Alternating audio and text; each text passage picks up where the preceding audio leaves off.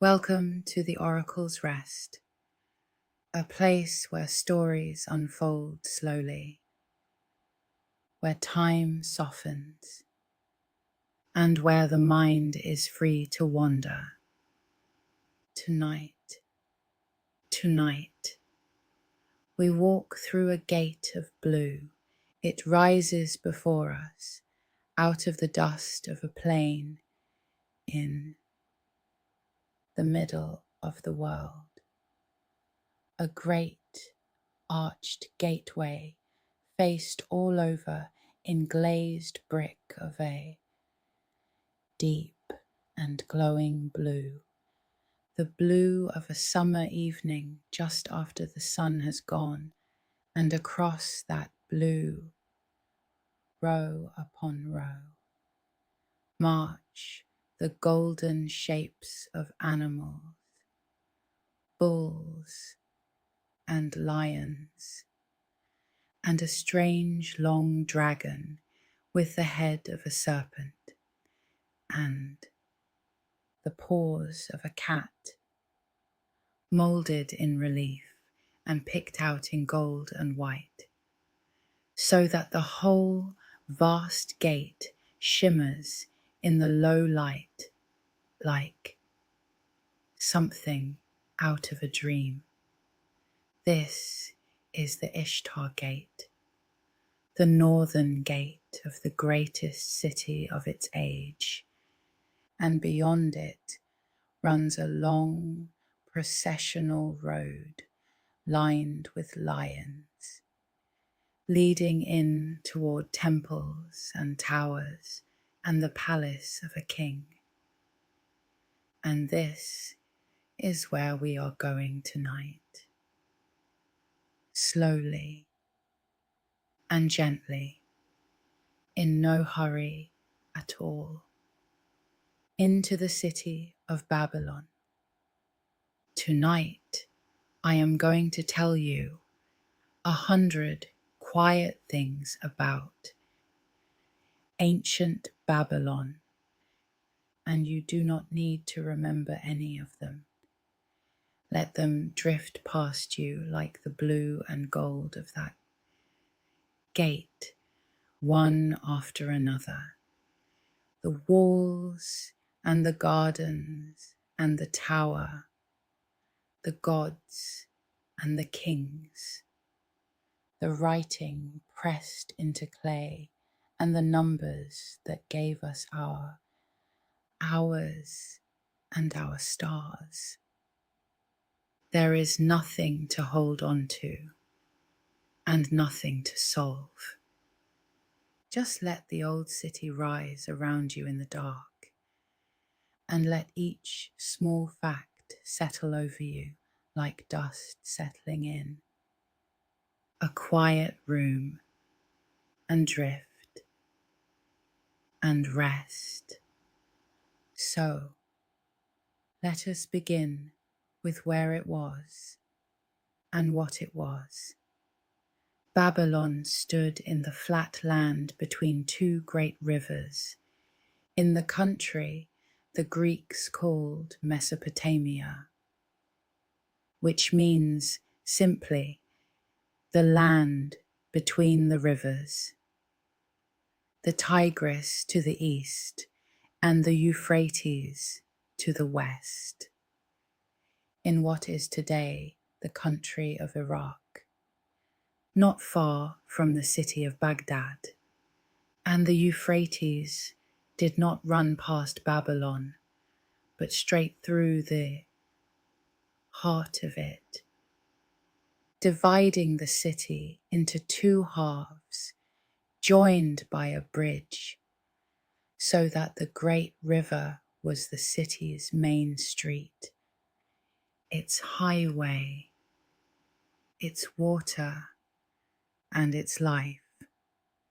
The land there is dry and flat and hot, but the two rivers made it green, laying down rich soil and feeding the canals. And it was one of the first places on earth where people gathered into cities at all, thousands of years ago, so that this was already an ancient land when Babylon rose to rule it, and everything there depended on the water and on the careful handling of it. For the rivers of that land were not gentle and dependable, the way some rivers are.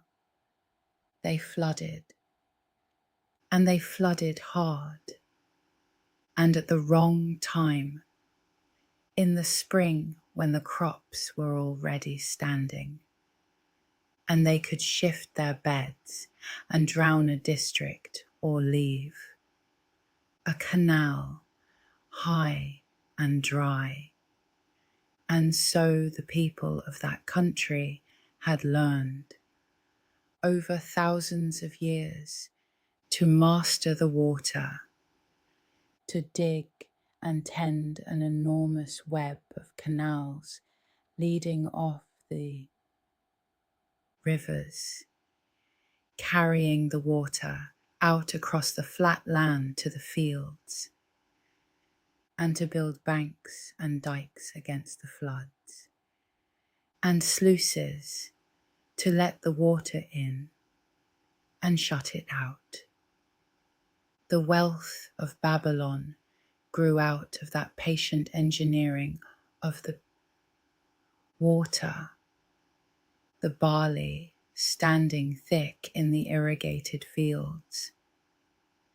And it was constant work, the clearing of the silt from the canals, the mending of the banks, the sharing out of the water in its season, work that a whole society had to organize and keep organized, generation after generation.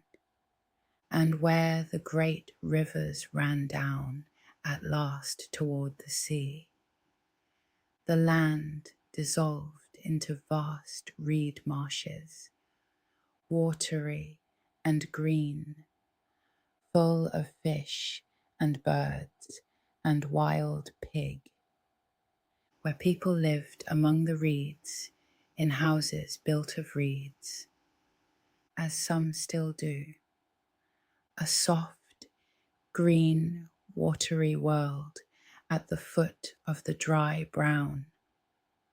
One, the name Babylon comes from words that meant the gate of the god, or the gate of the gods, Bab-Ilim, and the people who lived there felt it was exactly that, a place where the human world and the world of the gods came close together, where heaven had a doorway down onto the earth. It was never, for most of its history, the largest empire or the strongest army. What Babylon had was something else. It had age and learning and a kind of glamour, a sense that this was the old holy center of the world, the city of the gods and the stars and the ancient wisdom, and even the great conquerors who took it again and again over the centuries, wanted to possess it, not to destroy it, but because to hold.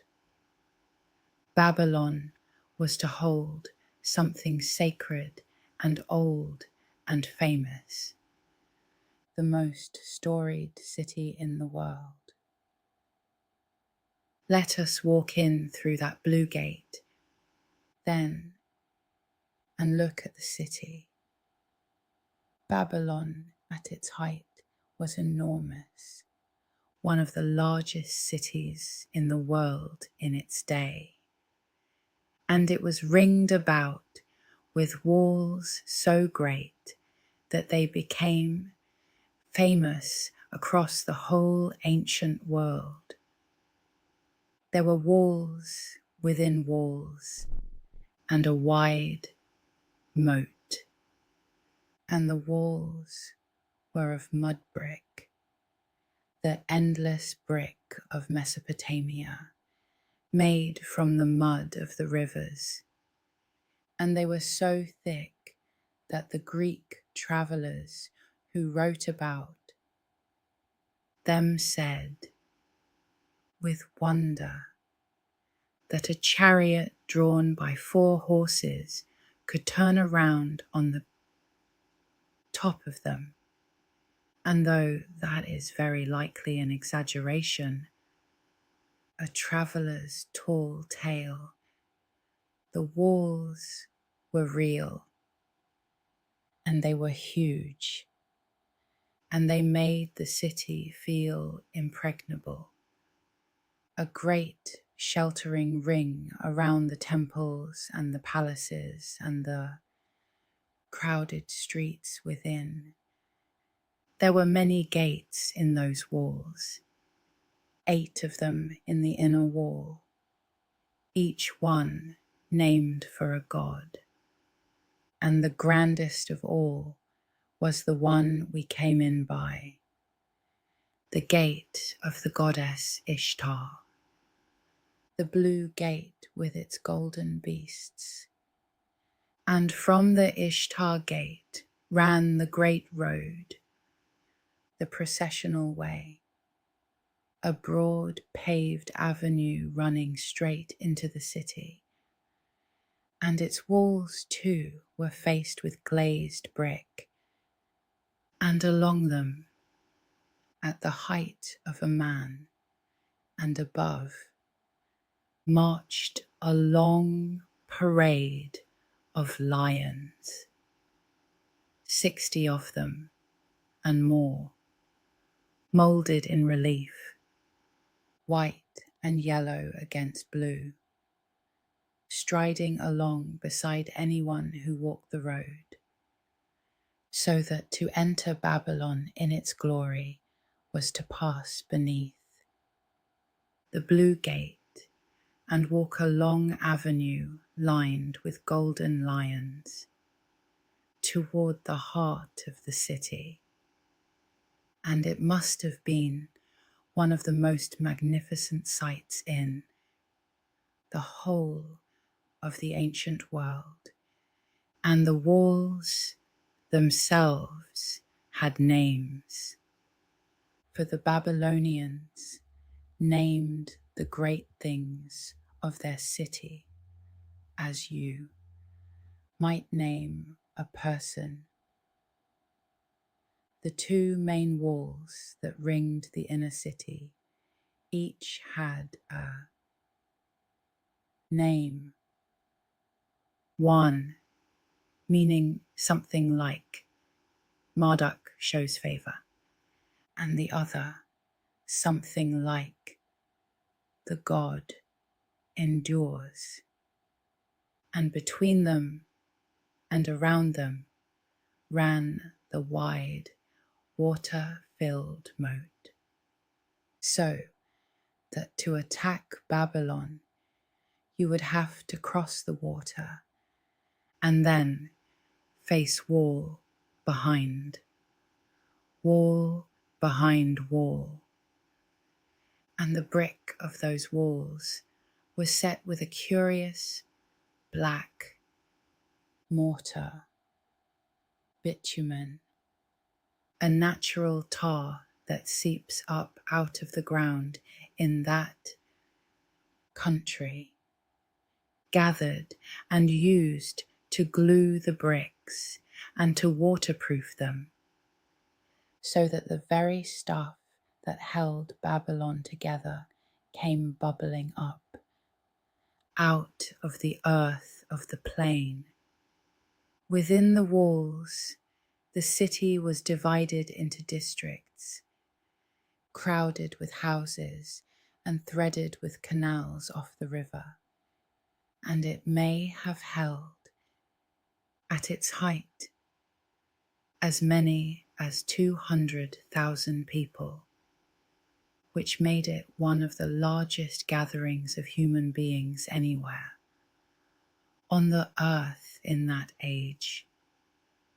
A true great city in a world that had very few. And along the river stood the palaces of the kings, vast complexes of courtyards and halls, and in the grandest of them, the throne room itself was faced with glazed brick like the gate, blue, with columns and palm trees and lions worked in yellow and white, so that a visitor brought before the king of Babylon stood in a room that glittered blue and gold around the throne, and might well have believed that he stood at the very center of the world. And at the heart of the city rose the tower. Babylon had at its center a great ziggurat, a temple tower, a huge stepped pyramid of brick rising in terraces toward the sky. And its name was Etemenanki, which meant something like the house that is the foundation of heaven and earth.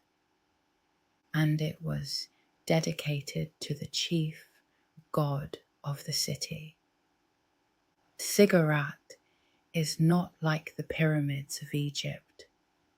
It was not a tomb, and it was not solid all the way up in the same way, and it was not smooth-sided, but built in great receding steps, terrace upon terrace, with stairways and ramps climbing up the outside, and at the very top, on the highest terrace, a small shrine, a room for the god closest to the sky. The people believed the god might come down and rest there, in that high room between heaven and earth.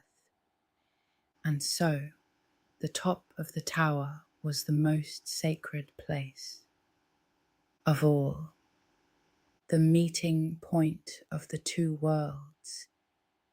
And this great tower of Babylon, rising in its terraces over the flat plain, visible for miles across the land, is almost certainly the memory that lies behind the story.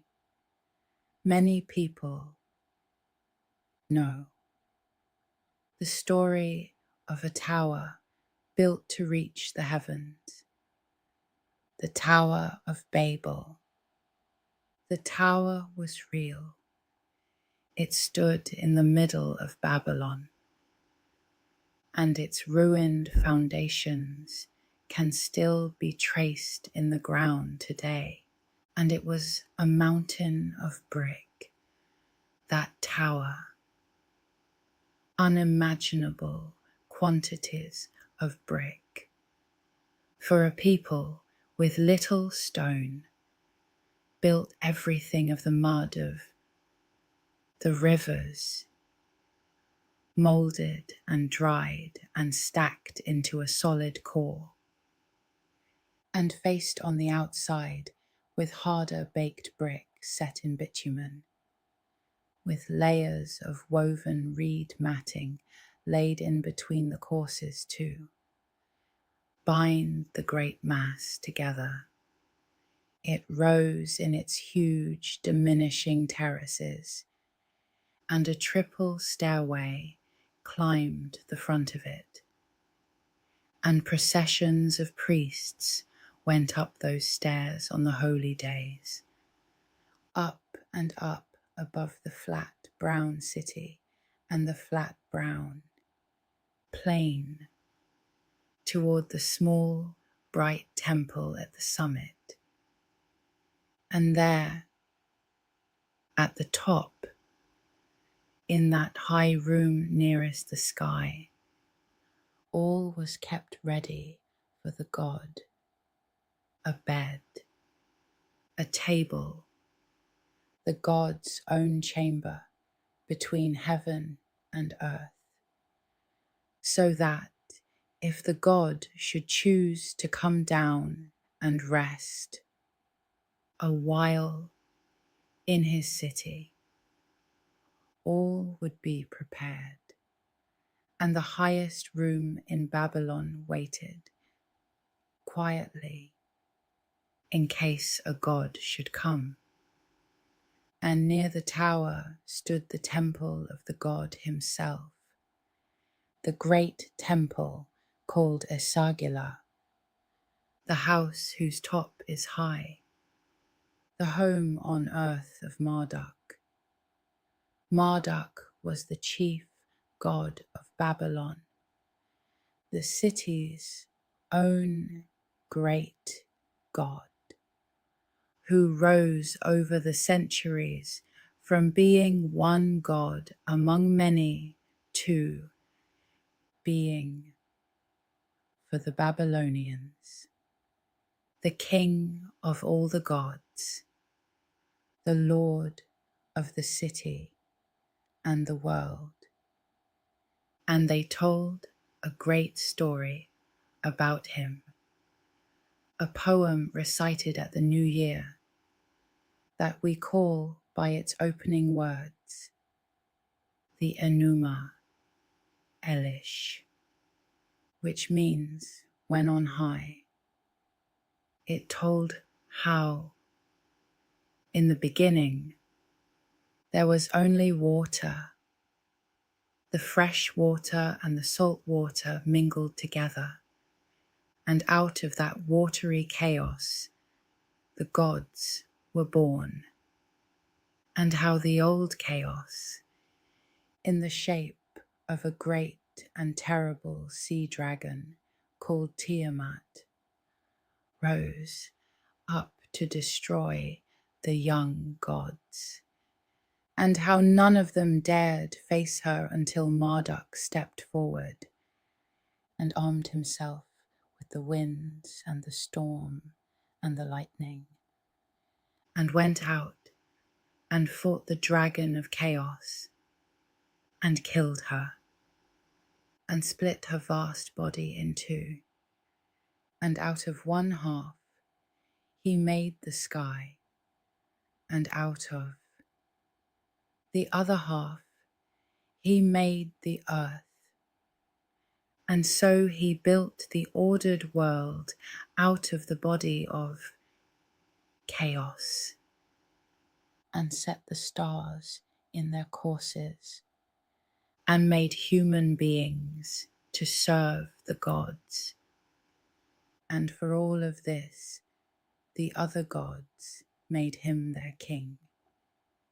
That was the story at the center of Babylon, and Marduk was the god at the center of it, and his temple and his tower stood at the center of the city, and everything, in a sense, radiated out from there, and the temple was thought of, quite literally, as the god's house, his home, where he lived among his people, and the great cult statue of Marduk that stood within it was cared for exactly as a great lord would be cared for in his household.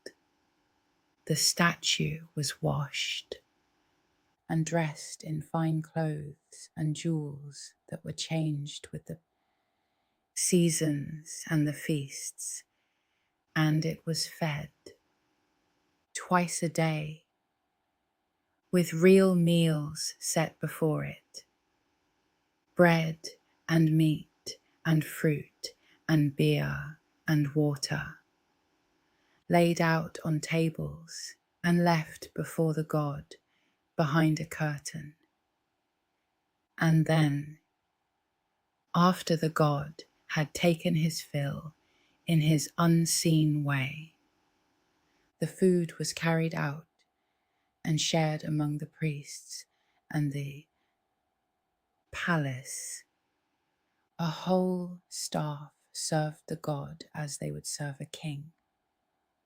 Cooks and cleaners and singers and doorkeepers. And the temple ran like the household of a very great lord, which is what it was believed to be. The earthly house of a god who dwelt among them and had to be housed and clothed and fed and honored every single day. And Marduk was not alone, for Babylon, like all that ancient world, had many gods. There was Ishtar, the great goddess whose gate we came in by, the goddess of love and of war both at once, of desire and of battle, the most powerful of the goddesses, bright and fierce and beautiful, associated with the planet we call Venus, the brilliant star of the morning and the evening. There was Shamash, the sun god, who was also the god of justice, because the sun sees everything as it crosses the sky. Nothing is hidden from it. And so the sun was the great witness and the great judge, and law itself was under his care. There was Sin, the moon god, riding his crescent boat across the night, keeper of the months and the calendar. For the Babylonians counted their months by the moon. There was Ea, sometimes called Enki, the god of the sweet waters and of wisdom and of clever craft, the friend of humankind. There were gods of the storm and gods of the grain and gods of the underworld, and countless spirits besides. And the whole city was thick with temples and shrines and holy places, so that to live in Babylon was to live among the gods, in the very gate of heaven, and below the bright world of the great gods, there was a darker world, the underworld, the land of the dead, which they pictured as a grey place beneath the earth, a house of dust to which all the dead went down, ruled by a stern goddess of the dead and her consort.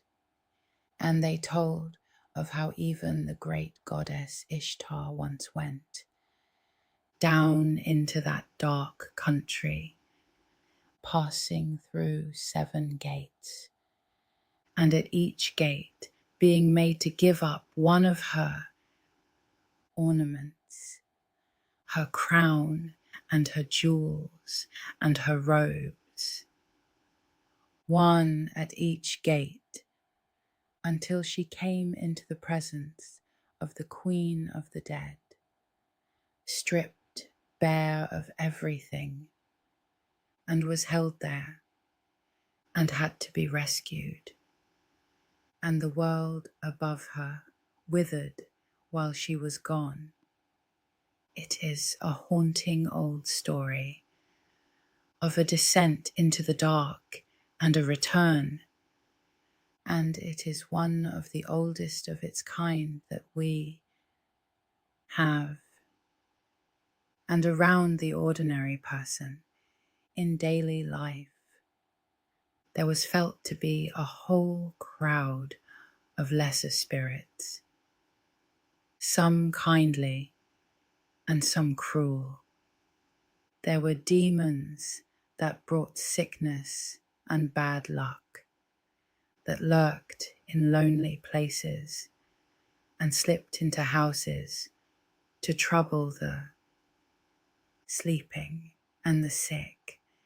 There was a dreaded she-demon who was believed to threaten mothers and their newborn babies, and to guard against her people wore and hung up small images of a fierce protective demon, an ugly grimacing figure who, though frightful himself, was invoked to frighten the worst thing away, so that they set a monster at the door to keep the monsters out.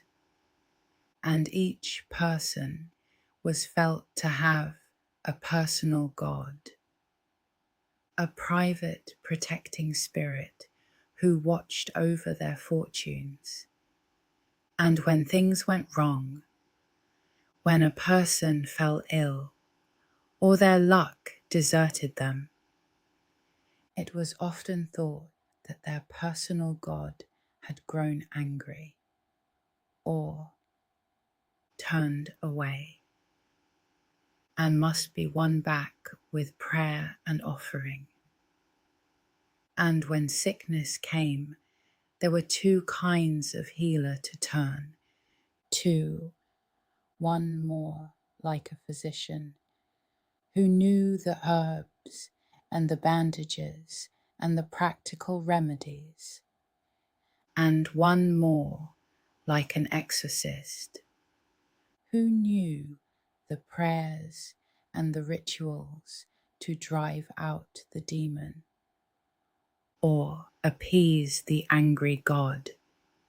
And often the two worked side by side over the same sick bed, treating the body and the spirit at once.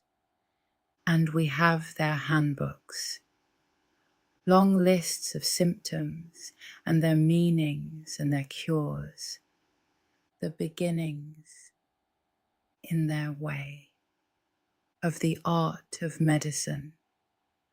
Now, let us leave the temples for a while and speak of a king and of the thing he is most remembered for, which is the law. Long before the Blue Gate and the Great Tower were built, more than 1,000 years before, Babylon had its first age of greatness under a king named Hammurabi, who ruled it and made it, for a time, the master of the whole land between the rivers. And Hammurabi is remembered above all for one thing: he had the laws written down. He gathered the laws of his kingdom, nearly 300 of them, and had them carved onto a great pillar of black stone, a tall, dark stone, taller than a man, and at the top of the pillar he had carved an image of himself standing before Shamash, the sun god, the god of justice, receiving the law from the god's own hand. And beneath that image, the laws marched down the stone in column after column of neat wedge-shaped writing. And that pillar has survived. It was carried off in ancient times and buried and dug up again in our own age. And it stands now in a museum, still black, still tall, still covered in its close-packed lines of law, so that we can read today the actual laws of a king who ruled Babylon nearly 4,000 years ago, and they are a strange and fascinating window into that world. Many of them follow a pattern we know from the old sayings: an eye for an eye, a tooth for a tooth. The idea that the punishment should match the injury, that if a man put out another's eye, his own eye should be put out in turn.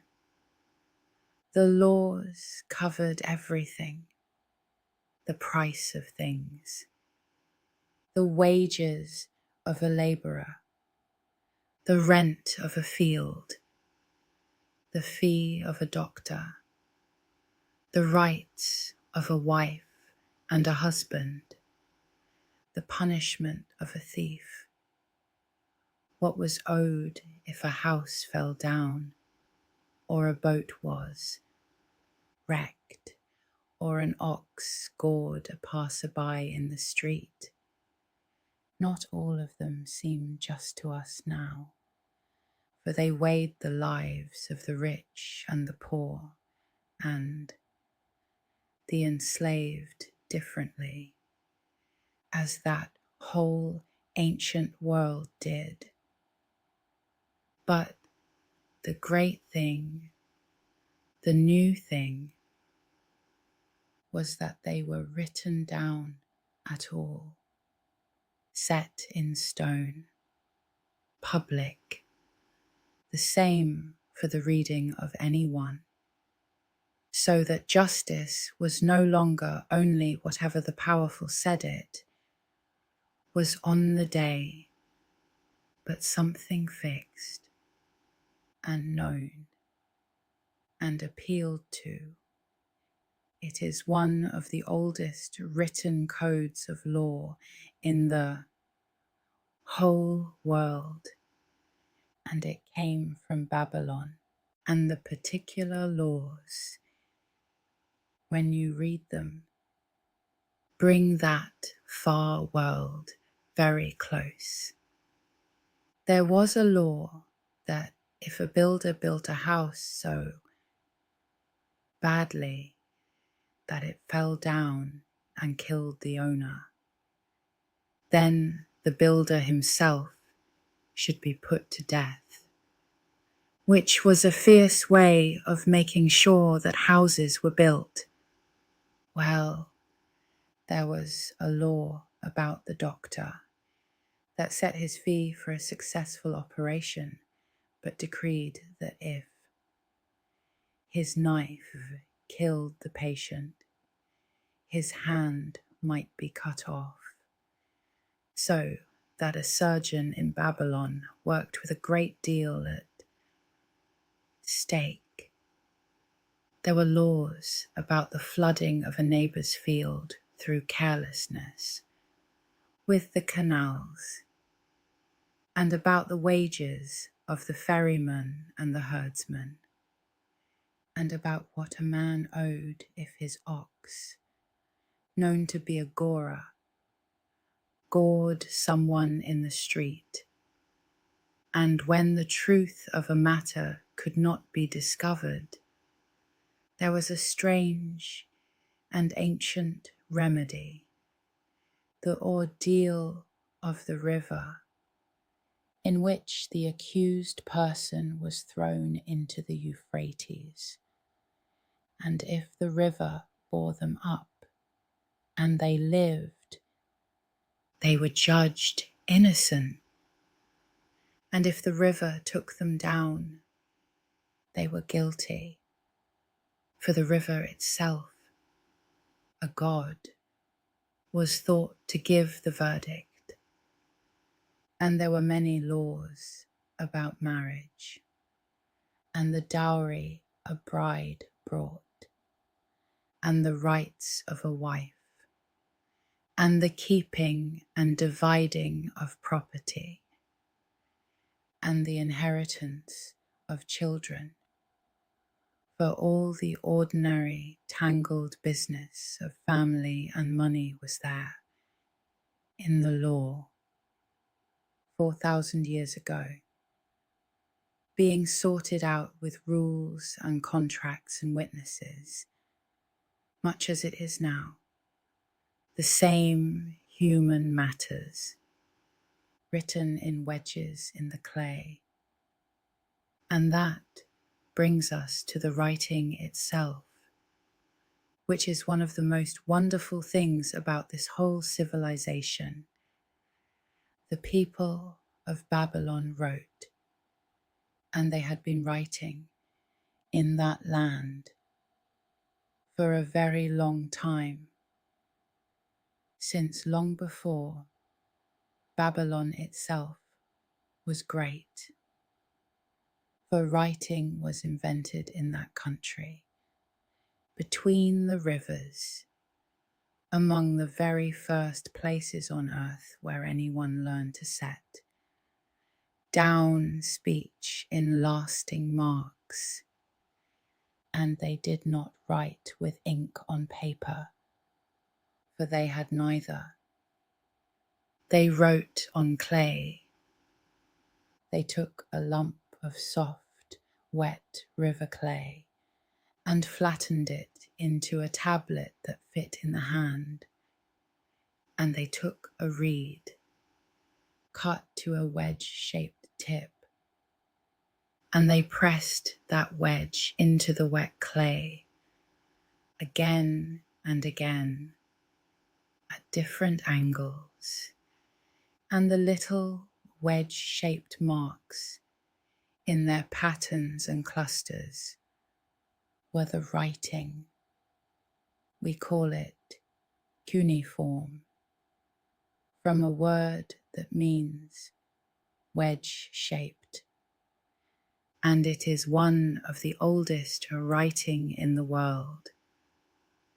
And when the tablet was covered in its wedges, they let it dry or baked it hard in a fire, and it became a permanent thing, a record that could last, as it turned out, for thousands of years. And this is a great gift to us, because clay does not rot away as paper does, and it does not burn as paper does.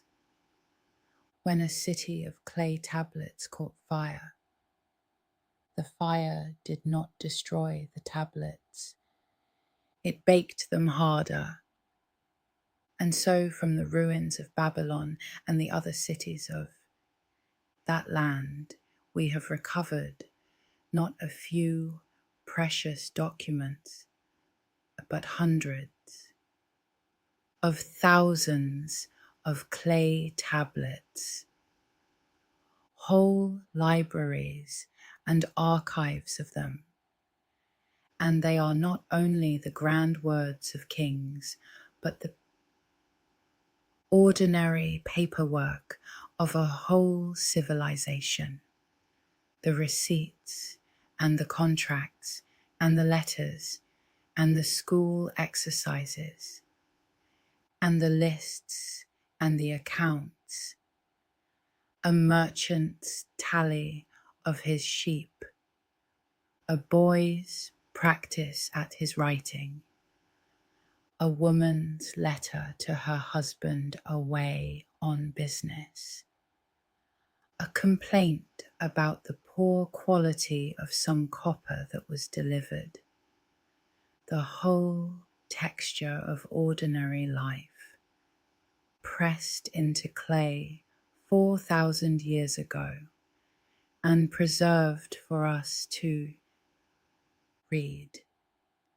To hold a Babylonian tablet is to hold a moment of a vanished day, the marks of a particular reed in a particular hand on a particular afternoon by the river, kept for us across all that time. And to make those marks was a hard-won skill, and the scribes who could do it were among the most respected people in the city. Writing was not easy in Babylon, the way it is for us. A couple of dozen letters learned in childhood. Their writing had hundreds of signs, hundreds of different clusters of wedges, some standing for whole words, and some for sounds, and some for both. And to master them took years of schooling. And so there were schools, which they called by a name that meant the tablet house, where boys, mostly, and now and then a girl, sat and learned to write, copying out signs again and again on their own little tablets, copying lists and proverbs and passages of the old literature over and over, under a stern master, for the discipline of those schools was hard, and there are texts that grumble about the beatings a careless pupil might receive, the caning for a crooked sign, or a day's lateness, or a moment's chatter. But those who came through it, who learned to read and write the wedges, held a key to everything, to the law and the temple and the palace and the trade. For a person who could write could keep the accounts and draw up the contracts and read the omens and copy the sacred texts. And so the scribe was a person of standing, proud of his craft, and some of them signed the tablets they copied, so that we know their names. Boys who sat in the tablet house 4,000 years ago and grew up to be the keepers of the written word, and they copied a great treasure of writing, not only records but literature of every kind, hymns to the gods, and laments for fallen cities, and collections of proverbs, and poems of love, and works of what we would call philosophy, wrestling with the old hard question of why a good person should suffer, and jokes, and riddles, and cures, and the great old epics, all of it copied and recopied down the generations in the tablet, houses, and much of it dug up again in our own time, so that we can read the school books and the love songs and the wise sayings of a world 4,000 years gone. And there is a curious thing about their language, worth a quiet moment, because it shows how deep their sense of the past already ran. The people of Babylon spoke a language we call Akkadian, a language of the same wide family as Hebrew and Arabic. And that was their everyday tongue, the one they spoke in the street and wrote in their letters. But there was an older language from that same land called Sumerian, the tongue of the very first city builders who had lived and written there long before Babylon rose. And by Babylon's great age, that old language was dead, no longer spoken by anyone as their own.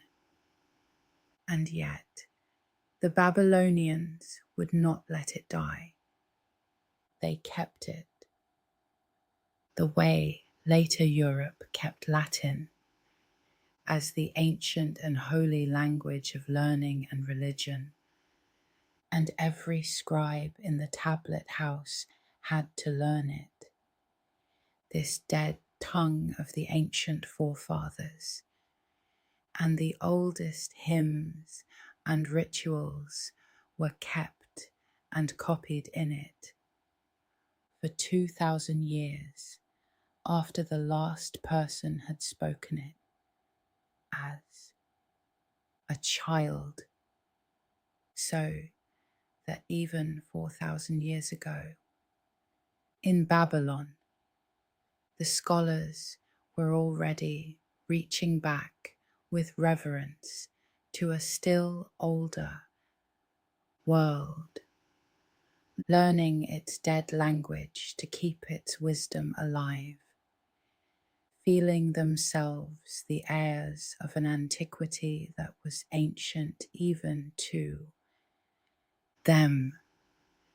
And they wrote down their stories too, and among them the greatest story of that whole world, the oldest great poem we have, the Epic of Gilgamesh. It is the tale of a king, Gilgamesh, part god and part man, and his wild friend Enkidu, and their adventures together, and the death of the friend, and the king's long, grief-stricken journey to the edge of the world, in search of the secret of living forever, a search that fails, as it must, and teaches him at last to be content with the life our person has. And woven into that ancient poem is a story that will sound familiar, the story of a great flood sent to drown the world, and one man told by a god to build a great boat and fill it with his family and the animals, and ride out the flood, and send out birds to find dry land. A flood story written down in Babylon and older Mesopotamia long, long before it was written anywhere else. One of the oldest stories humankind has kept. And now let us look up at the sky, because if there is one thing above all that the world owes to Babylon, it is the study of the stars. The Babylonians were the great astronomers of the ancient world, and they watched the sky with a patience and a care that no one had shown before. Night after night, year after year, century after century, their priests and scholars watched the heavens and wrote down what they saw on clay tablet after clay tablet, keeping records of the moon and the planets and the stars that stretched back not for years, but for hundreds of years. The longest continuous record of the sky that anyone had ever kept. They learned the wandering paths of the planets across the fixed stars. They divided the band of sky through which the sun and moon and planets move into 12 parts, and gave each part a sign, and that is the zodiac, the 12 signs that came down to us from them. The ram and the bull and the twins and the crab and the rest first mapped out over Babylon. They learned the rhythms of the moon so well that they could predict its eclipses, could say in advance when the shadow would come, and they tracked the planets so closely that they could foretell where they would be.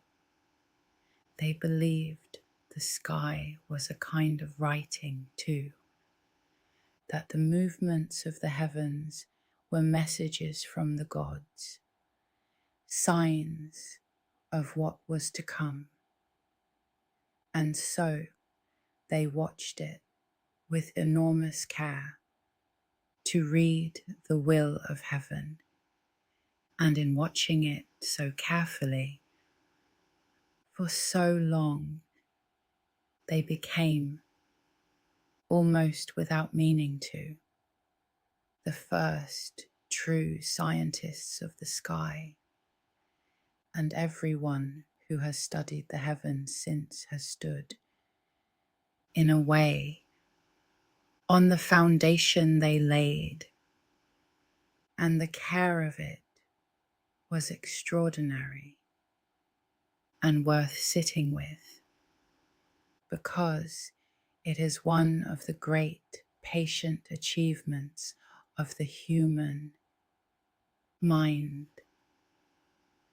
For hundreds of years, night after night, the watchers of Babylon kept a running record of the sky, what we call the astronomical diaries, noting the position of the moon and the planets, the weather, the height of the river, the price of barley, all set down together night by night, a diary of the heavens and the earth kept up without a break for something like 7 centuries, the longest sustained record of anything that the ancient world produced. Out of that vast patient watching, they found the hidden rhythms of the sky. They found that eclipses of the moon return in a cycle, a little more than 18 years long, so that once you know the pattern, you can predict them far ahead. And they learned to do exactly that, to say in advance when the shadow would cross the moon. They kept a famous record of the risings and settings of the planet Venus across many years. They drew up catalogues of the stars and mapped the constellations and worked out the wandering courses of the planets with real precision. And because their year, counted by the moon, slowly drifted out of step with the seasons counted by the sun, they learned to correct it, adding an extra month every few years to bring the moon and the sun back into agreement, keeping their calendar true. And all of this learning, this long, patient reading of the sky, passed in time to the Greeks and became part of the root of all the astronomy that came after, so that when the later world wanted a word for a wise reader of the stars, they often simply said, a Chaldean, a man of Babylon. For the Babylonians had become, across the whole ancient world, the very byword for those who understood the heavens. And out of that long watching of the moon came the shape of their year. They counted their months by the moon, each month beginning when the thin new crescent was first sighted low in the evening sky, so that a month was the round of the moon, and 12 such months made their year, with the day itself beginning not at midnight or at dawn, but at sunset, as the light failed. So that evening came before morning in their reckoning. Each month had its name and its festivals, and the priests watched for the new moon to declare each one begun. And every few years, when the moon months had drifted too far ahead of the sun and the seasons, they added a 13th month to set it right. And over the whole art of the writing and the reckoning and the wisdom, there was a god, Nabu, the god of the scribes, the keeper of the tablet of destinies on which the fates were said to be written, the patron of all who wrote and counted and studied, and his worship was dear to that civilization of the written word. For a people who had learned to press their whole world into clay, naturally held sacred the very God of writing itself, and their numbers were strange and clever, and we still carry them with us every single day, though almost no one knows it, because the Babylonians did not count in tens the way we do, or not only in tens, they counted for many things. In 60s, they used a system built around the number 60 and around the number 12 and around the smaller numbers that divide neatly into them. And it worked wonderfully for their astronomy and their measuring. And it never quite went away. When you look at a clock and see 60 seconds in a minute and 60 minutes in an hour, that is Babylon. When you measure a circle and find 360 degrees in it, that is Babylon. 60 times 6. When the year is divided into 12 months and the day, in the old reckoning, into portions, that too reaches back to them. 4,000 years ago, on the plain between the rivers, they chose to count the sky in 60s, and we are counting in their 60s still. Every time we glance at the time, every hour of every day, a small, quiet inheritance from Babylon ticking away on every wrist and every wall. And they did real mathematics with those numbers, more than you might expect, cleverer than you might expect. They had a true place value system, where the position of a figure told you its value. The same idea that makes our own numbers work. And they built great tables to help them reckon, tables of multiplication and of the reciprocals of numbers and of squares and of roots, worked out and written down so that a scribe could look up an answer. They could solve problems that we would now call algebra, finding an unknown quantity from the clues given, working through the steps to the answer. On one famous tablet, they wrote out a beautifully accurate value for a certain awkward number, the length of the diagonal across a square, so good that it holds true to several places, even by our reckoning.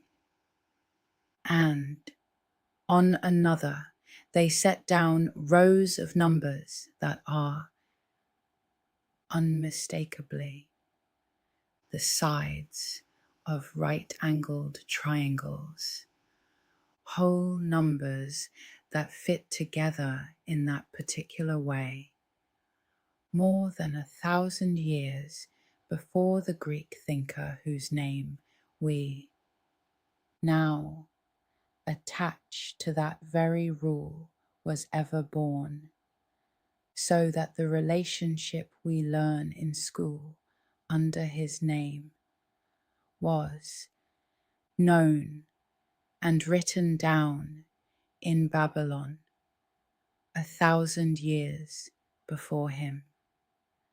They measured their fields and reckoned their harvests and shared out their inheritances and dug their canals, all with these tools, the 60s and the tables and the clever reckoning, and their mathematics was among the most advanced that the world would see for a very long time. Now let us come down from the sky and out of the temples and walk in the ordinary streets and see how the people lived. Most of Babylon was built of mud brick, the same brown brick as the walls, made from the mud of the river mixed with straw and dried in the sun. And so the ordinary city was a warm brown colour, house against house, flat roofed, turned inward around small courtyards to keep out the heat and the dust. The streets narrow and winding and shaded, with the blue gate and the glazed temples standing out bright against. All that brown.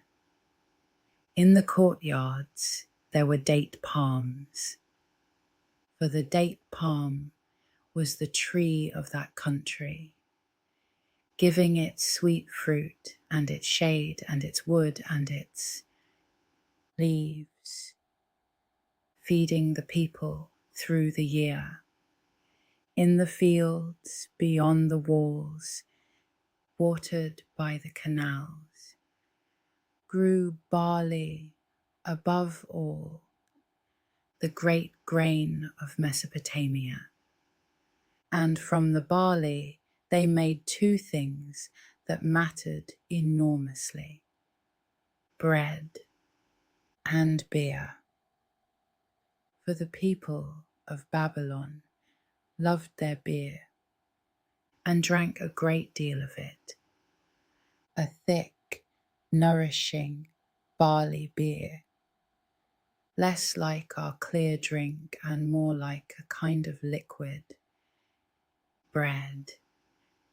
And they drank it in the old days through long straws, dipped down into the pot past the floating grain and husks, so that a group of drinkers might sit around a single great jar of beer, each with a long reed straw dipped into it, sharing the drink together. Beer was food and drink and payment both, for workers were sometimes paid in rations of barley and beer, and it ran all through their daily life, offered to the gods, shared at the table, poured at the festival. And they had music, for we have found their instruments and their pictures of them, the lyres and the harps, the drums and the pipes, and we even have, from that ancient land, some of the oldest written music in the world, marks on a tablet that seem to record an actual tune, so that faintly, across 4,000 years, we can almost hear them play. And they had games, board games played with counters and dice on beautiful inlaid boards, games of racing and chance to pass an evening. They had markets, crowded with the goods of a trading city, wool and cloth. For Babylon spun and wove a great deal of wool and grain and dates and fish from the river and copper and stone and timber and precious things brought from far away. For the land between the rivers had rich soil, but little stone, and metal and wood of its own. And so it traded, sending out its grain and its wool and its cloth and bringing back everything else, its merchants travelling far, its canals and its river busy with boats. And on the tables of Babylon there was more than bread and beer. There were onions and garlic and leeks and cucumbers and beans and lentils and the sweet dates above all, eaten fresh and dried and pressed into syrup for a sweetener. For they had no sugar, and the date gave them their sweetness. There was fish from the river and the marshes, plentiful and cheap, and mutton and goat for those who could afford it, and cheese and curds from the flocks, and oil pressed from sesame for the cooking, and a little honey, and figs and pomegranates and apples, and the date palm that gave them so much was tended with real skill. For the Babylonians understood something about that tree that not everyone in the ancient world had grasped, that to make it fruit well, you must bring the pollen of the male tree to the flowers of the female by hand, climbing up to do it in the season, an early piece of patient farming science practiced in the groves for thousands of years. They dressed mostly in wool, for their sheep were many, and their weaving was famous.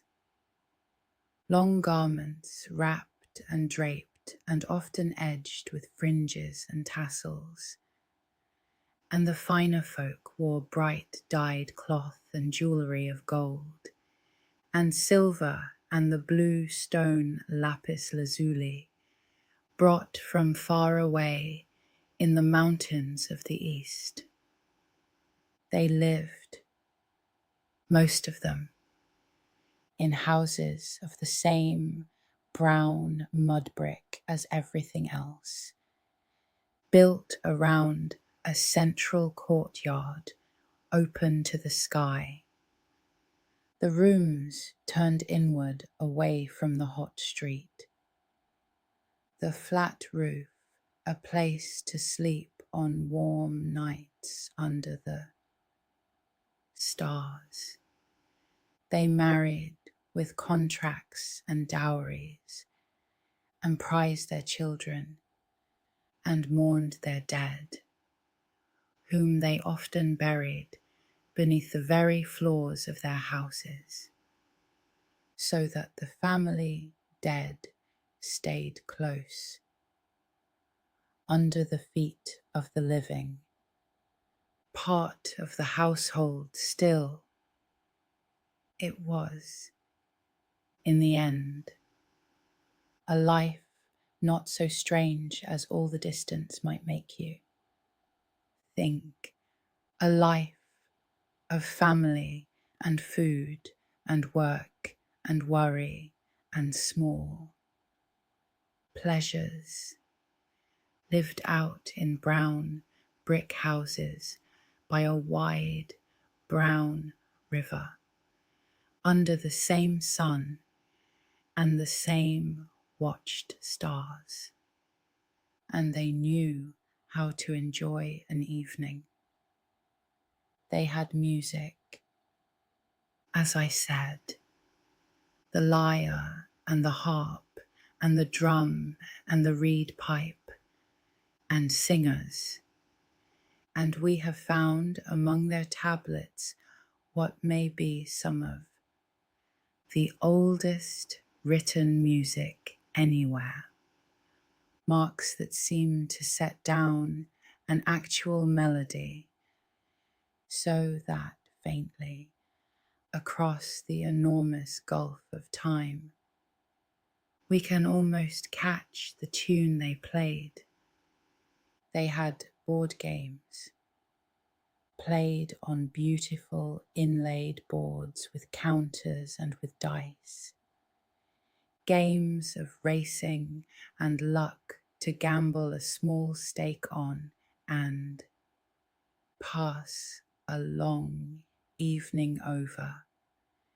They had the alehouse, the tavern, often kept by a woman, where people gathered to drink the barley beer together and talk. So much a part of life that the old laws laid down. Rules for the tavern keeper, how she must deal honestly and not water the beer. They told stories and asked each other riddles and traded proverbs, for they loved a sharp saying, and hundreds of their proverbs survive, wry and shrewd and often very funny, about lazy workers and nagging spouses and foolish rich men. The ordinary human comedy, unchanged, 4,000 years old. It was not all law and stars and gods in Babylon. It was also a jar of beer and a song and a game of dice in the cool of the evening, a joke passed around a table, the small, warm, ordinary happiness of people at their ease after the work of the day. And they were, many of them, careful record keepers and clever people of business, lending and borrowing, keeping accounts, drawing up contracts for everything, witnessed and sealed. For a Babylonian sealed a document not with a signature, but with a little carved stone cylinder rolled across the wet clay to leave a tiny picture, his own personal seal. And these cylinder seals, small and beautiful, carved with gods and animals and patterns, are among the loveliest things they left. Each one a person's mark, rolled into the clay to make a bargain binding. And there was a great deal of business to bind, for Babylon was a city of trade and money, though its money was not yet coins, for coined money had not yet been invented in the great age of Babylon. Instead, they weighed out silver. Silver by weight was the measure of value, cut and weighed on the scales against standard weights. So much silver for so much barley or wool or land. And the units of weight had names that come, again, from the counting in sixties. A small weight, and 60 of those making a larger one, and 60 of those making a great weight. A whole system of measure built up in sixties. And one of those small weights of silver, the shekel, became the very word for a sum of money, and they lent and borrowed at interest, in silver and in barley, and drew up their loans in careful contracts. And there were families and firms in Babylon who did nothing but lend and trade and manage money and land across the generations, whose archives of clay tablets we have found, the account books of ancient bankers, and the temples and the palaces were the greatest powers in all of this, for they owned vast estates and huge herds and stores of grain, and employed great numbers of people, and lent and traded on an enormous scale, so that the god's house and the king's house were not only holy and royal, but were also the great engines of the whole economy, and the goods flowed in from far away, since the rich flat land had grain and wool in plenty, but almost no stone, no metal, no good timber of its own. And so Babylon sent out its barley and its cloth and its dates, and brought back cedar wood from the far mountains, and copper and tin to make bronze, and silver and gold, and the deep blue lapis lazuli from mines unimaginably distant in the east, all of it carried by donkey caravan and by riverboat into the markets of the city between the rivers, and they watched for signs everywhere, for they believed the gods were always sending messages about what was to come. And so, alongside the watching of the stars, there were other ways of reading the future in the flight of birds, in the shapes of oil poured on water, above all in the livers of sacrificed animals, which the priests studied with great care, for the liver was thought to hold the answer to what was written in the heavens. And we have found clay models of livers marked out into regions like a map, teaching tools for the priests who read them. To us, it is superstition. To them, it was a science, a careful reading of a world they believed was speaking to them all the time. If only they could learn to understand, and through the year turned the great festivals, and the greatest of all was the new year.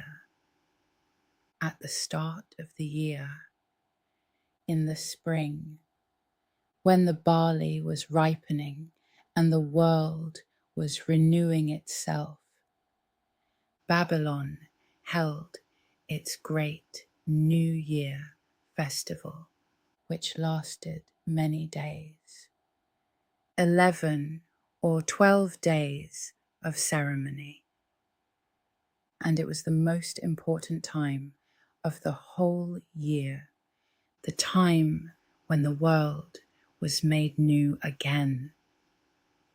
when the story of Marduk's victory over chaos was recited, when the fates of the coming year were felt to be decided.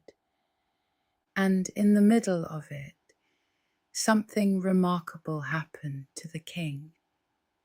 For one part of the festival, the king was brought before the god and stripped of the signs of his kingship, and the high priest struck him and made him kneel, and made him swear that he had not sinned against the god and the city, and only then were his crown and his power given back to him, renewed by the god for another year. Even the king, once a year, had to humble himself before Marduk and be made king again. And the great statue of the god was carried out of its temple in a grand procession. Along that very processional way we walked out through the blue gate, so that the god came out among the people, and the world was blessed and set right for another turning of the year.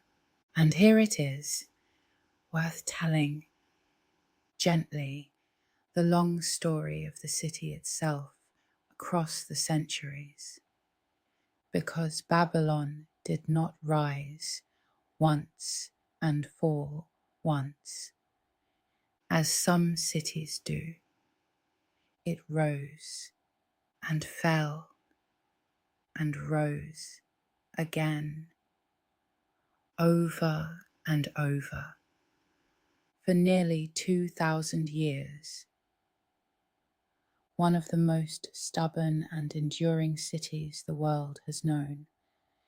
Its first great age was that of Hammurabi and his law, long ago, when Babylon first became the master of the land between the rivers, and that first empire, in time, weakened and fell, and other peoples came and ruled the city for long, quiet centuries.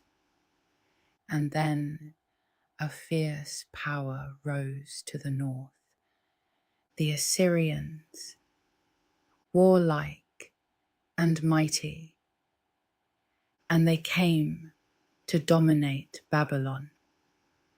And there was one terrible year when an Assyrian king, enraged by the city's endless rebellions, did a dreadful thing and stormed Babylon and levelled it, and even turned the waters of the river over the ruins to wash the very place away. And yet even the Assyrians could not bear to leave Babylon dead, for it was too holy, too old, too much the sacred centre of the world, even to its conquerors. And within a few years, they were rebuilding it, raising it up again, restoring its temples, unable to let the gate of the gods lie in the mud. And in time, the Assyrians themselves fell, their own great empire torn down, and out of that fall, Babylon rose one last time to its greatest glory of all, under a new line of its own kings, who threw off the northern yoke and made Babylon once more the queen of the world. and it was they, and above all, the greatest of them, who built the city of blue and gold that we have been walking through tonight. And now let us speak of the king who built the Babylon we have been walking through, the blue gate and the great walls and the wonder of the gardens. For most of what we have seen was the work of one long and famous reign. His name was Nebuchadnezzar, the second king of that name, and he ruled Babylon at the very height of its last and greatest age. More than 2,500 years ago, he was a great conqueror and a greater builder, and he poured the wealth of his conquests into making Babylon the most magnificent city in the world. He built the walls and the blue Ishtar Gate and the processional way with its lions, and rebuilt the great tower and raised palaces, and he left inscriptions everywhere, boasting in the old way of kings, of all that he had made, of how he had made Babylon shine. And it is to Nebuchadnezzar that the legend gives the most famous wonder of all, the hanging gardens. The hanging gardens of Babylon were counted by the later Greeks among the 7 wonders of the world. A great construction of rising terraces planted with trees and flowers and vines, watered somehow up in the air. A green mountain of gardens blooming in the middle of the dusty plain. The story says that Nebuchadnezzar built them for his wife, a princess from the green and mountainous country of the north, who came to flat and dusty Babylon and grew homesick for the forests and hills of her homeland. And so the king, to comfort her, built her a mountain of gardens, terrace upon terrace of growing green, so that she might walk among trees again. It is a lovely story, and here honesty asks me to tell you a strange thing, which is that no one has ever found them. For all the digging in the ruins of Babylon, no certain trace of the hanging gardens has come to light, and no Babylonian record of them has been found. And some scholars have come to wonder whether they were ever at Babylon at all, whether the famous gardens might have been in another city entirely and remembered under the wrong name, or whether they were half a legend from the start. We do not know. Perhaps they bloomed exactly as the story says, and their traces are simply lost. Perhaps they were somewhere else. It is one of the gentle, unsolved mysteries of the ancient world.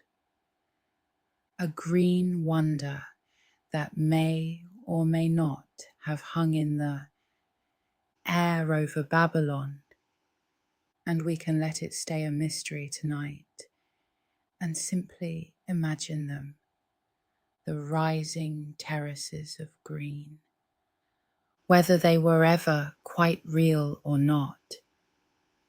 And Nebuchadnezzar is remembered in another book as well, for it was he who conquered the kingdom of Judah and took its people away into exile in Babylon.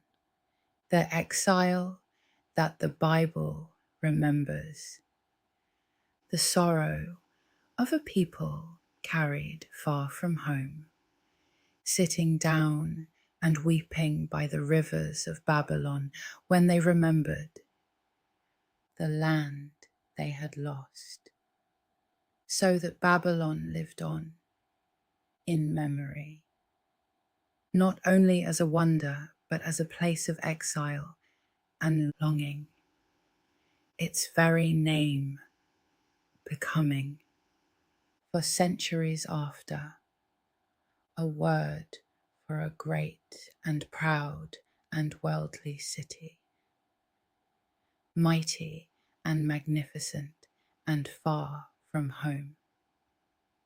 And that same book remembers one more Babylonian night, the most famous feast in all of history, which it sets in the reign of the last of the city's rulers.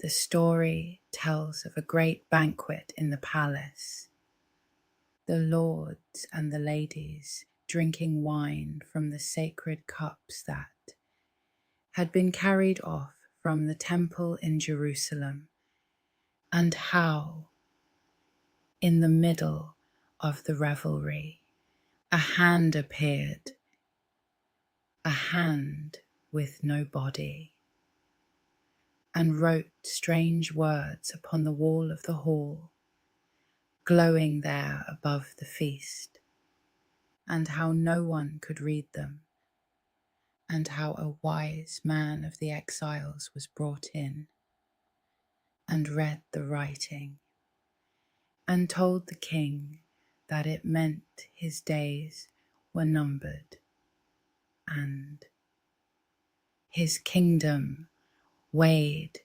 and found wanting, and that this very night it would be taken from him. And that very night, the story says, the city fell.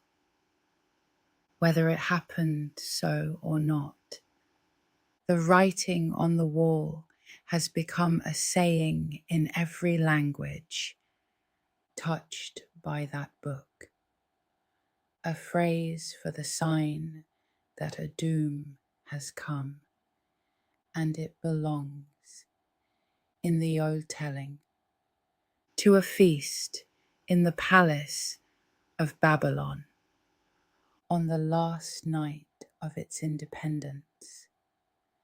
And after Nebuchadnezzar, the great age of Babylon began, at last, to close.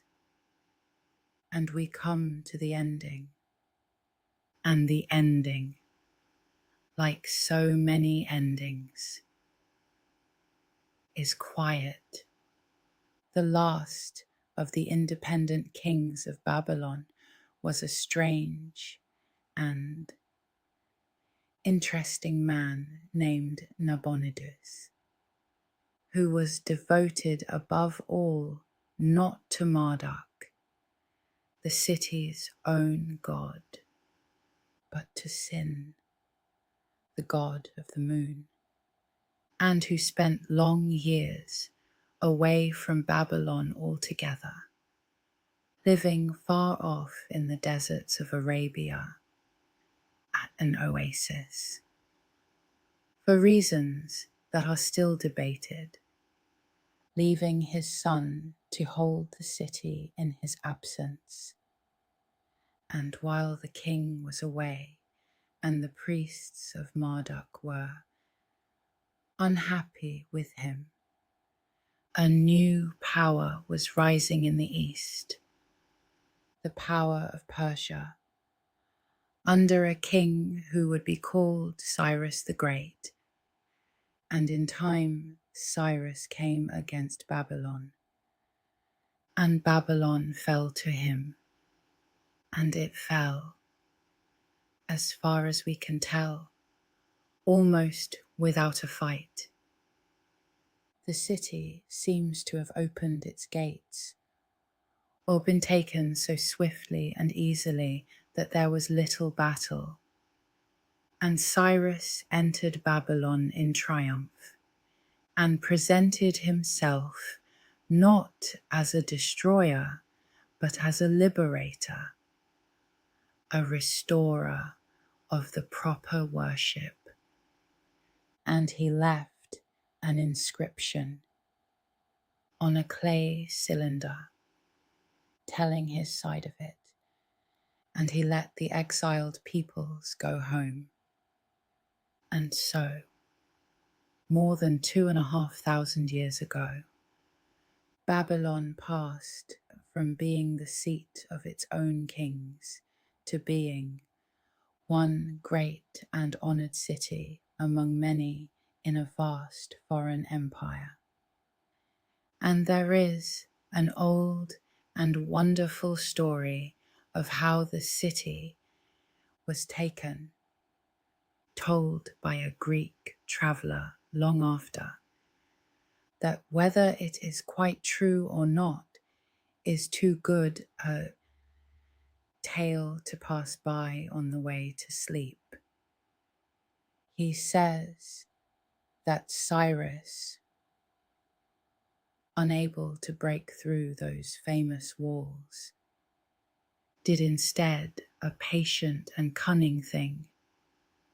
He set his men to dig upstream to open a great channel and turn aside the waters of the Euphrates, the river that ran through the middle of the city.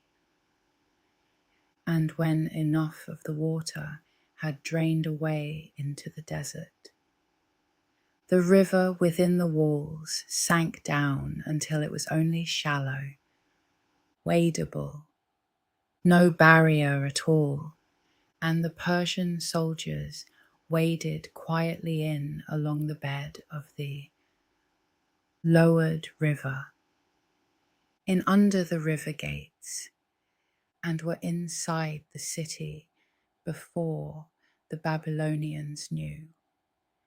And the Babylonians, the story says, were feasting that night, deep in a festival, and did not learn that their city had been entered until it was already lost.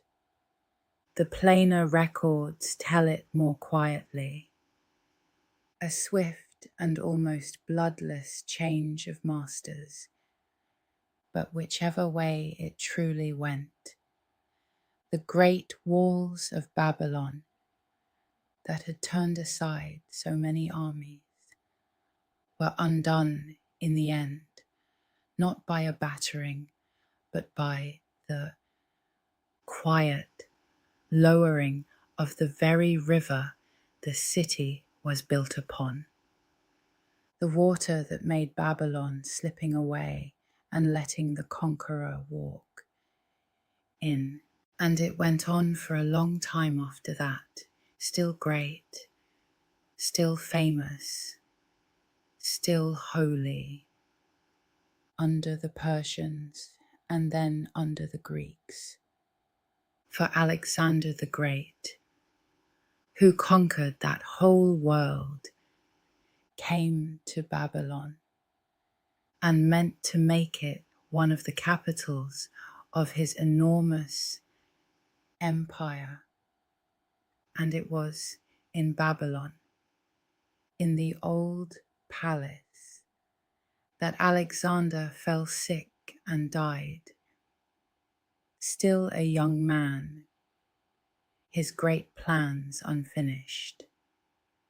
And after Alexander, the city slowly, gently faded. Power moved elsewhere to new cities built by new rulers. The great buildings, being of mud brick, needed constant tending, and as the tending failed, they slumped and softened, and the people drifted away to other places, and the canals silted, and the river even shifted its course, and over long centuries, the greatest city of the ancient world sank down, brick by brick, into a series of low mounds on the plain, until there was nothing left standing of the blue gate and the great tower and the lion road, but rubble and dust and the shape of things under the ground. And the name of Babylon lived on everywhere in story and scripture, long after the place itself had become a wilderness of mounds where a traveller might not even know a city had ever been. And there it lay for a very long time, until in our own age the archaeologists came and dug patiently into the mounds and found it again, found the foundations of the great tower, found the line of the walls, found the processional way with its lions, and found, buried in the earth, the glazed bricks of the Ishtar Gate, thousands of them, and lifted them out and carried them away and fitted them back together, so that the blue gate we walked through at the very beginning of tonight stands again, rebuilt from its own ancient bricks, glowing blue and gold under museum lights, far from the plain where it once stood, but whole again, and real and astonishing, the actual blue gate of Babylon, come back out of the dust after 2,500 years. And there is one more recovery, quieter than the gate, but even more wonderful, and it is the recovery of the writing itself. Because for many centuries, the wedge-writing had been not just forgotten, but utterly unreadable, a dead script for a dead language. And the countless tablets that lay in the mounds were so many, marks that no living person on earth could understand. The whole vast memory of Babylon locked shut. And then, in the last 200 years or so, patient scholars broke it open again. They found long inscriptions carved by later kings in 3 different languages. At once, the same words 3 times over, and by working from the one they could partly guess toward the others. The way you might work out an unknown language from a page that also gave a known one. One of them copied a huge such inscription off the face of a high cliff hanging from ropes to reach it. And that inscription became a kind of key, and slowly, painfully, sign by sign, the scholars taught themselves to read again a writing that no one had read for 1500 years, until the tablets began to speak, and the letters, and the laws, and the star diaries, and the old poem of Gilgamesh came back into human understanding, and Babylon, which had fallen silent, could tell its own story once more, in its own words, after all that time.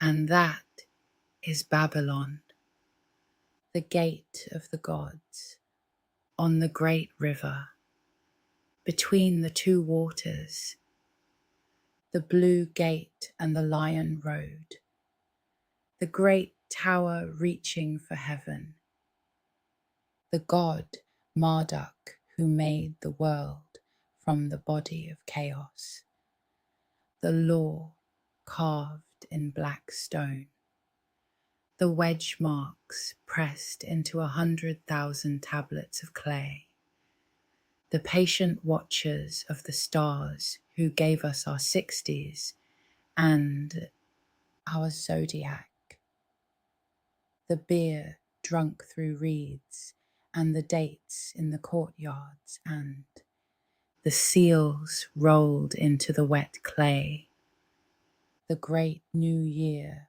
when even the king knelt down, the wonder of the gardens that may or may not have hung in the air, and the slow, soft sinking of it all, at the last, back into the mounds of the plain, to sleep until it was dug up and remembered and stood, in part, back on its feet.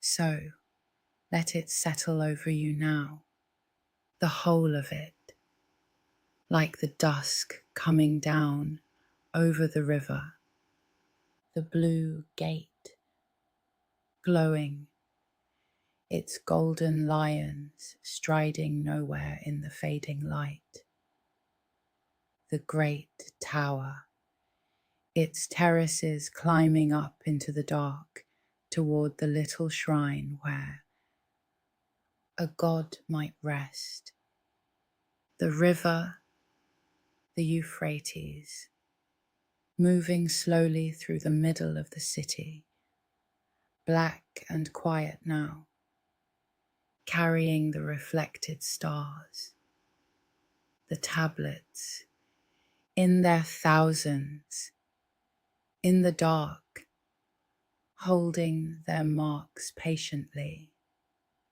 the receipts and the letters, and the old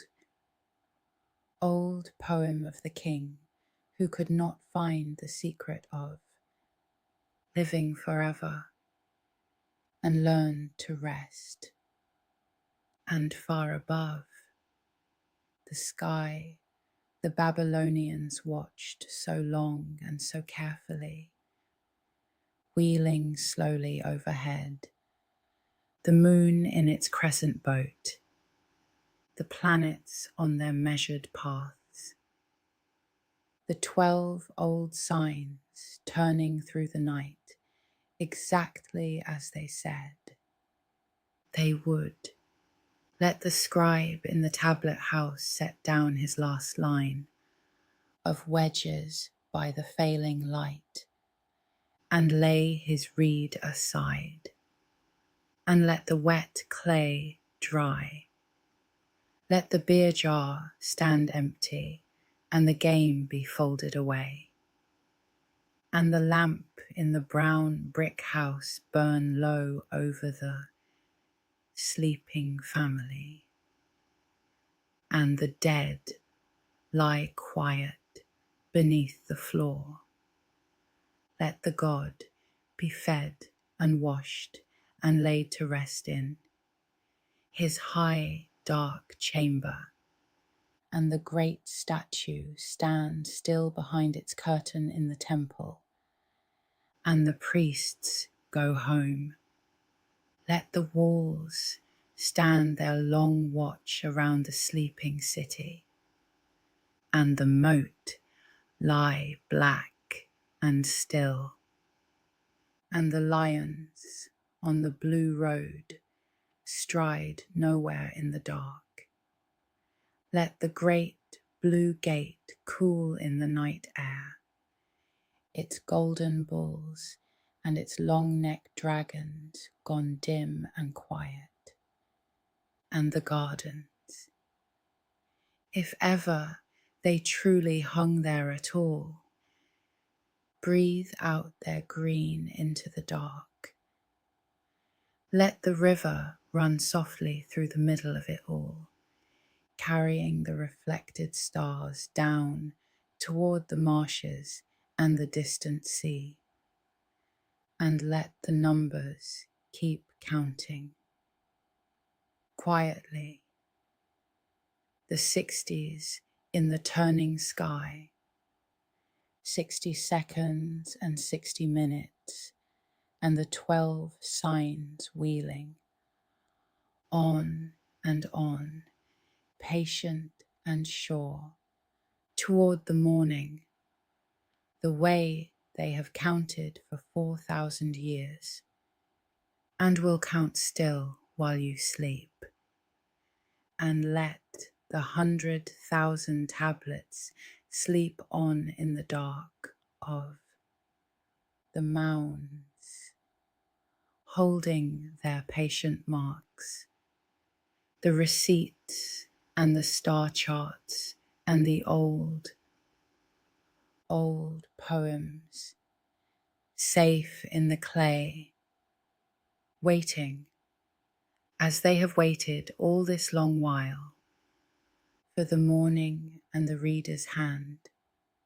Rest now in the gate of the gods, by the slow river, under the ancient sky. The city is quiet, the gate is blue.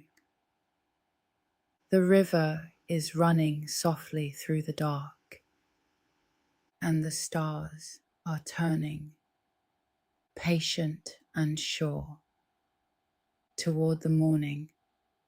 Sleep well.